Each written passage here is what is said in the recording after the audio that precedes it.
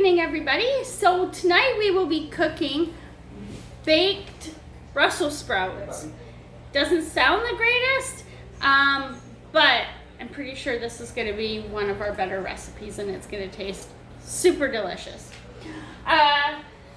Tonight we are featuring a wine from the BC Okanagan from a winery called The Hatch. It's a smaller winery and they make some great wines. Plus their labels are, I don't know, I love their labels. There you go, you can see the label there.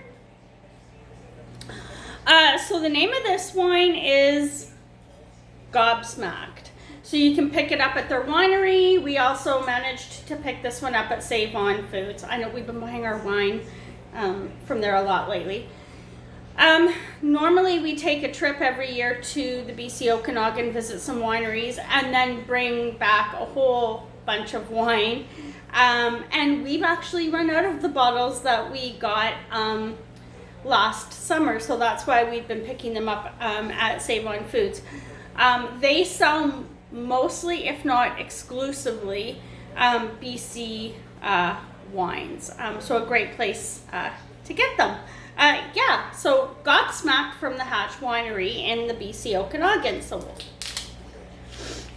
open that up, pour a little bit. It smells so good.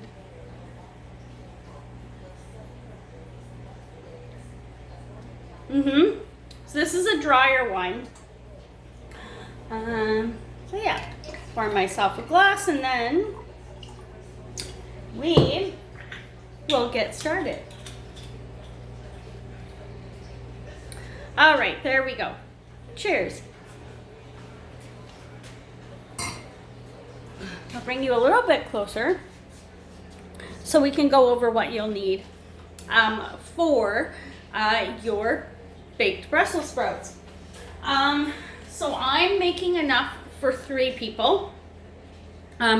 So I'm making enough for my production assistant and myself, and then 1 extra for me for lunch tomorrow because I'm going to be working from home now. So I have approximately 2.5 to 3 cups of Brussels sprouts here that I've cut in half. So how did I know how many Brussels sprouts to use? Well, what I did is I got my pans that I'm going to use to cook the Brussels sprouts. So you can do this in one pan, or you can do it in individual pans, and that's what I'm going to do. So I have a cast iron little personal baking dish here, and then I have this one here too, which normally you would make French onion soup in this, but I'm going to do with the Brussels sprouts in it. It'll work in the oven just fine. And these are super cheap. I got them at the dollar store. So yeah. So I measured the Brussels sprouts, pre-measured them in here so that these dishes were about half full with the Brussels sprouts. And that's how I knew how many Brussels sprouts to use. If you're going to use a larger casserole dish, just do the Brussels sprouts, cut them in half, put them in the baking dish until the baking dish is half full, and then you can carry on with the rest of your recipe, and that way you'll know you've used enough Brussels sprouts. So again, for us, we're using approximately 1 cup per person.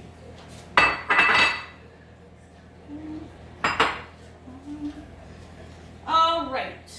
I have 3 tablespoons of butter, and yes, I'm going to use butter, not margarine. I know you've seen me use margarine in some of the recipes, but for this one, we're going to use butter. Oh, I forgot to tell you, I'm preheating the oven right now back there to 375.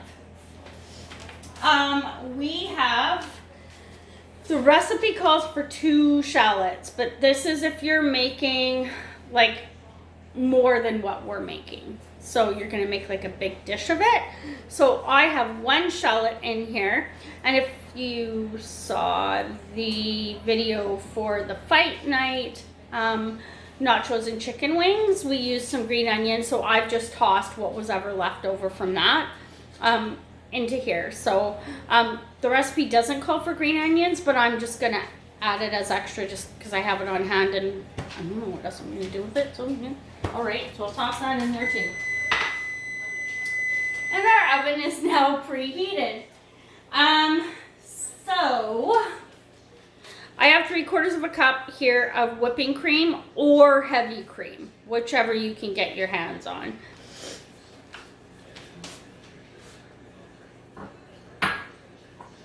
I have a cup of, a half a cup of Gruyere cheese and a half a cup of super old aged cheddar. The Gruyere cheese that we picked up is amazing. Oh, it's so good, so tasty.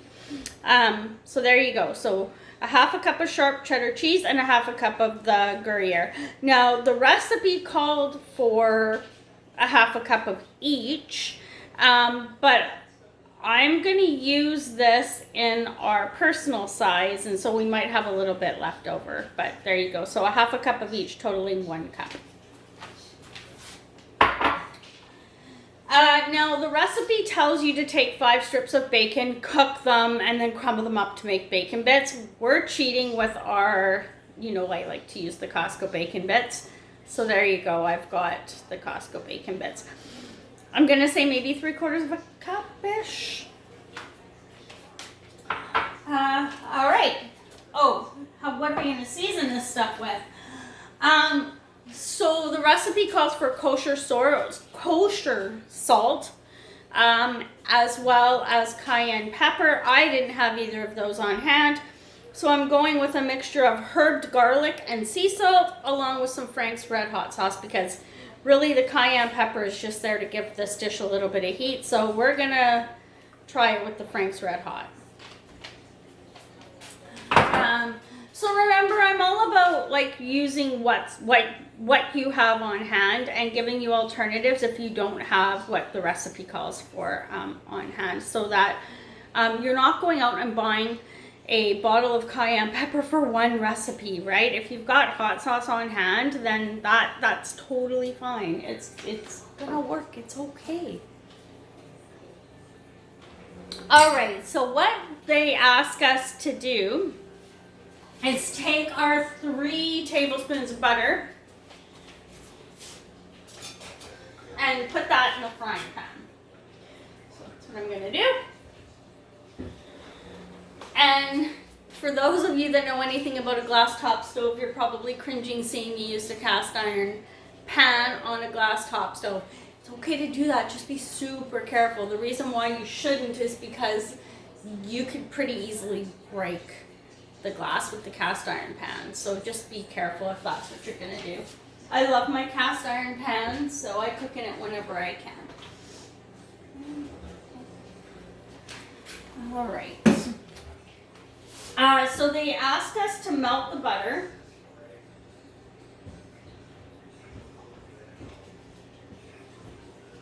Which we'll do. And then to that we're going to add the Brussels sprouts. So while we're waiting for the butter to melt a little bit more, we can talk about some upcoming cooking shows. So upcoming cooking shows are going to include chicken tacos. So stay tuned for that, hopefully this week, during the week.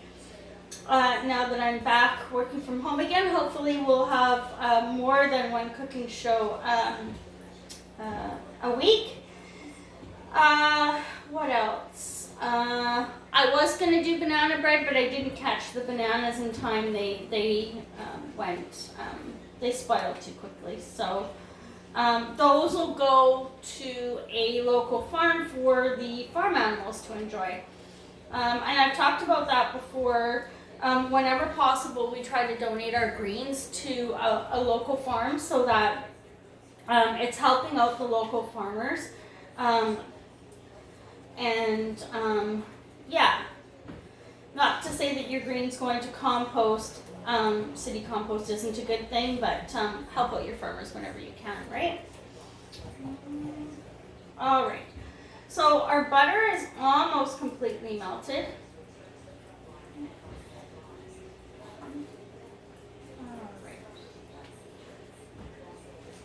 So the recipe tells us to toss this in Oh, actually, no, what it tells us to do, where are they? The onions first. So we'll do that.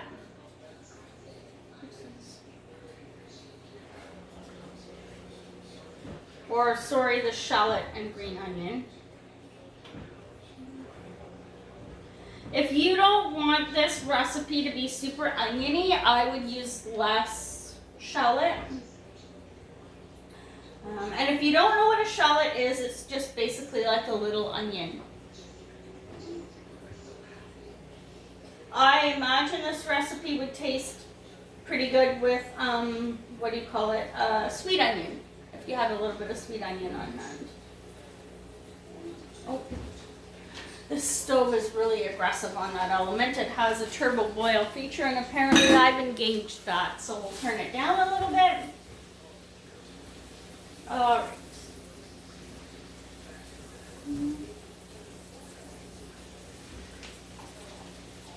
And then I'm just going to dump in the Brussels sprouts and put that aside. Cheers.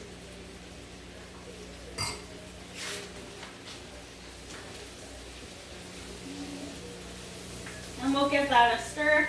They ask us to cook this for approximately 10 minutes until the Brussels sprouts are tender. So, before we take a quick break here, the last thing they ask us to do is put the spices in. So I'm going to hit this with, if I can get the lid off. Oh, I might need some help from the production assistant. Yeah, I need some help from the production assistant. I can't figure out how to, oh, I got it. I did it.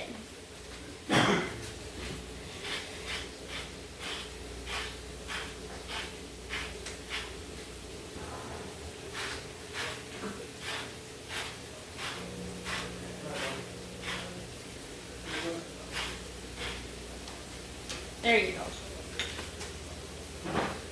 The production assistant was right there though to help. Okay, so then I'm just gonna shake up. This is a new bottle, but you should always shake your hot sauce. I feel like you can never have enough hot sauce on hand. Tabasco sauce is an alternative.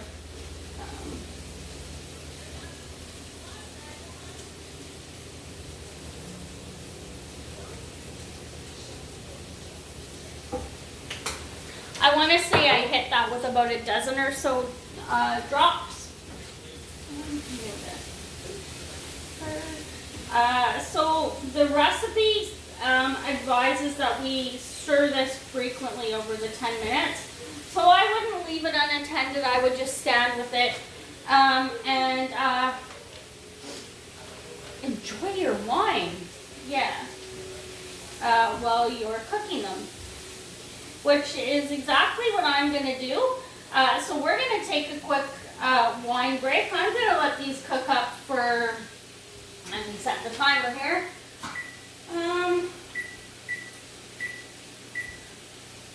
For about another 7 minutes or so. And then we'll be right back and I'll show you how to do the next steps. So cheers everybody. Gobsmacked wine from the Hatch Winery in the BC interior. Delicious. We'll see you in a bit. Hi everybody, okay, and so we're back. The Brussels sprouts took a little less than 10 minutes to cook. I just made sure that they were tender. We scooped them, the production assistant and I, into the individual bowls, and you can see like they're about halfway full.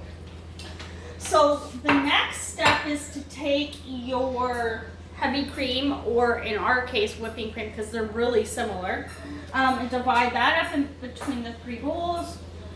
Just pour it in. Oops, make that one a little bit more. There we go. We can put that aside.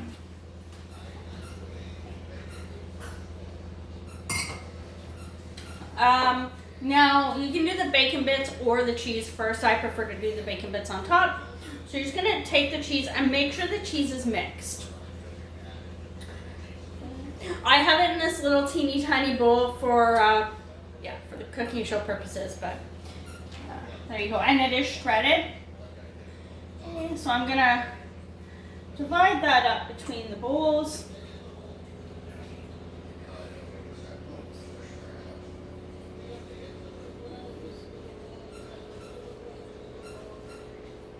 sure to get a nice layer. There we go. So that cup of cheese turned out to actually work out perfectly for the, sorry, you really can't, it's really hard, you can't see me here. That turned out to be just enough cheese for our 3 little individual servings.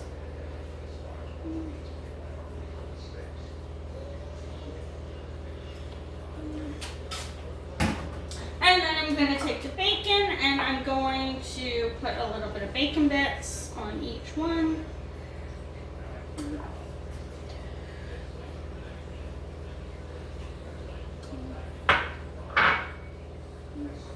Oopsies, that's like a giant chunk.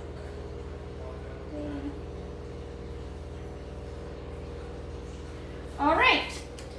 And yeah, so there we go. So this is what they look like at this stage. So you've got the heavy cream poured in there. You've got the mixture of the Gruyere and old cheddar and the bacon on top.